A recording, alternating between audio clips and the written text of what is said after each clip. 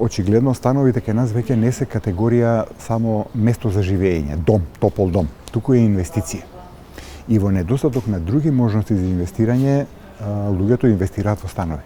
Фактички, повеќе би рекол, не инвестираат, туку ги спасуваат парите да не им пропаднат, зашто што би правеле со тие пари. Знаете, парите кои ги имаат луѓето, мора нешто со нив да направат, инаку парите губат вредност. И може да изгубат уште повеќе вредност, стравови од инфлација, стравови од кризи, стравови од ова она. А вака викат луѓе, слушај, стан ни јаде, ни пие, ама тука е. Има некој троши со него, меѓутоа цената му е, и искуството наше покажува, цената на становите не паѓа. Или многу малку, периодично, после пак се враќа. Тука сега се надврзуваат и банките, кај што ги кредитираат фирмите, така ги кредитираат и купувачите.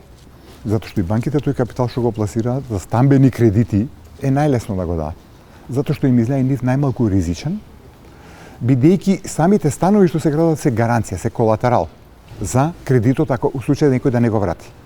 И тука има уште еден многу силен механизам што не дозволува фактички паѓање на цените, а тоа е банките кои ги зеле тие гаранции за кредите што ги дале за станови, ги зеле по процената вредност на станот на денот на продажбата, по таква процената вредност. Ако паднат цените, ќе паднат билансите на банките и банкарството ќе дојде во криза, во проблем.